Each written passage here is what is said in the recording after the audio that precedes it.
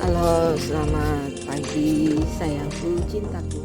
Aerator itu adalah gunanya untuk udara. Karena biasanya kalau kekurangan udara, akar itu akan menjadi berubah menjadi coklat. Akar yang bagus seperti ini putih warnanya. Nah, nah kalau ke atasnya juga jadi bagus gitu ya. Kalau di bawahnya akarnya udah berwarna coklat ya, itu pastinya ke atasnya tuh udah jelek. Nah, ini dia baru ngeluarin akar yang baru. Nah seperti itu teman-teman.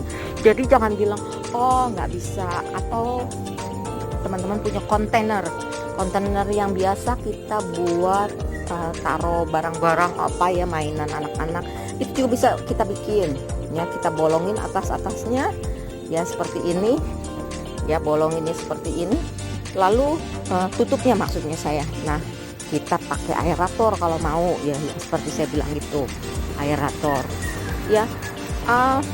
Buat saya hasilnya itu sangat berguna buat keluarga ya, buat keluarga, karena apalagi sekarang ini kan lagi virus melanda ya, virus. Kita juga bukan cuma hanya ngeri sama virus corona, banyak virus yang berkeliaran, apalagi pasar tradisional ya, itu banyak banget ya virusnya ya. Satu virus belum selesai saya dengar, sekarang ada virus babi lah, apa sih waktu itu ada virus burung lah, ada virus tikus dan lain sebagainya. Jadi solusinya seperti itu. Kita berusaha kasih makanan sehat buat keluarga kita, buat anak-anak terutama ya, karena kan anak-anak itu paling rentan ya. Jadi nah buat teman-teman yang mungkin punya suami yang suka banget kopi ya, saya balik lagi deh. Jadi yaitu kopinya, ampas kopinya kita kumpulin, dengan catatan bukan kopi pakai gula ya, bukan kopi pakai gula ya. Jadi kita ampasnya kalaupun pakai gula, sebelum kita masukin ke sini kita cuci dulu ya. Kita ampasnya itu kita cuci, bukan kita siram aja pakai air, jadi gulanya itu turun ya. Nah seperti itu. Jadi solusinya kalau ada ulet-ulet, biasanya ulet-ulet itu kan pas dia lagi makan itu kemakan ampas ini, mungkin mereka jadi nggak doyan ya gitu ya. Saya lagi coba aja ya, mudah-mudahan itu adalah solusi. Nah ini dia nih tanaman saya, ada yang mau lihat ini. Nah lihat akarnya ya, kalau udaranya di air itu bagus ya, sirkulasi bagus, akar warnanya putih bukan coklat, apalagi sampai coklat tua, lebih baik dibuang karena itu nggak akan pernah tumbuh besar. Nah itu nggak akan pernah tumbuh besar karena akarnya sudah mulai membusuk gitu. Pertama kekurangan oksigen ya, kekurangan oksigen karena akar itu yang paling utama harus kita pikirkan juga. Nah untuk ini untuk yang NFT ya, untuk yang NFT ya. Kalau masalah oksigen agak masih mendingan ya. Yang paling parah adalah ini untuk yang Dutch bucket. Kadang-kadang itu buat ibu-ibu itu agak-agak susah ya. Makanya saya waktu itu bilang sama suami saya, jadi kalau kita bikin sesuatu itu yang memudahkan untuk para ibu-ibu, karena yang paling sering di rumah adalah para ibu-ibu, saya bilang gitu. Kayak saya dulu, saya kasih solusinya seperti itu, saya bilang gitu. Jadi kalau pakai sistem yang dulu tuh suami saya ini full ya itu apa, clayball atau apa ya, saya lupa namanya juga. Nah ini full. Jadi waktu akar, kita nggak bisa lihat akarnya itu bagus atau enggak ya. Saya bilang itu mesti diganti, yang memudahkan untuk, karena banyak para ibu-ibu yang ada di rumah ya, yang mau mencoba tapi pas ngelihat kok Dutch bucket kayak gitu, kayaknya berat banget ya, bersihinnya juga sulit. Saya bilang saya kasih solusi. saya biasa pakai waktu saya di Indonesia. Itu saya habis panen pasti saya bersihin. Mereka pada tanya, oh kok segampang itu ya.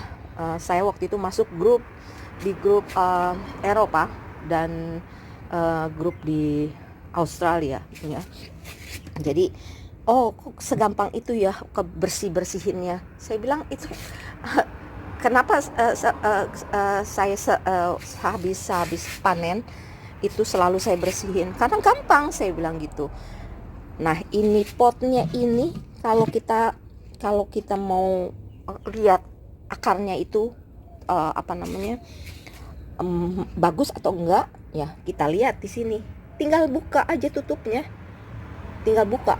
Kalau posisinya full, waktu itu seperti suami saya bikin ya, kita mana mungkin bisa cabut pohonannya, kita lihat akarnya, nggak mungkin. Gimana coba mau taruh lagi ya, nggak mungkin kan. Jadi saya bilang solusinya kita pakai tutupnya, kita lobangin, taruhlah net pot di sini dan taruh selang kecil di sini ya. Dan jadi kita bisa tahu apakah posisinya. Kalau kita waktu itu saya punya kembang kol atau cauliflower itu sebulan sudah berbunga dan sudah 40 hari, paling lama 50 hari ya, itu saya udah bisa panen. Sedangkan teman-teman yang lain itu 90 hari. Saya bilang kita mesti tahu solusinya, nggak bisa selama itu gitu kan. Apalagi yang mau dijual ya. Nah ini seperti ini. Jadi saya bilang harus seperti ini, dan kita harus tahu kalau dalam waktu sekitar 2 minggu mereka belum kelihatan ada tanda-tandanya berbunga ya, itu kita harus lihat ke akarnya. Kalau akarnya kelihatannya coklat, berarti kekurangan oksigen. Caranya juga gampang. Ambil semprotan ya, selang yang ada semprotannya, kita semprotin ke akar seminggu sekali. Itu solusinya. Saya selalu ngelakuin hal seperti itu ya, dan itu gampang karena kan ini kita nggak perlu angkat nih ininya, nggak, angkat tutupnya, semprot ya, semprot, udah gitu aja, gampang kok ya. Jadi buat ibu-ibu juga gampang gitu ya, nggak aduh gimana ya, mesti tunggu suami pulang dulu baru kita bisa gampang kayak gitu. Begitupun kalau kita habis panen, saya setiap habis panen itu saya bersihin. Caranya gimana? Waktu itu suami saya bilang, gimana ya, di sini kan ada pipa.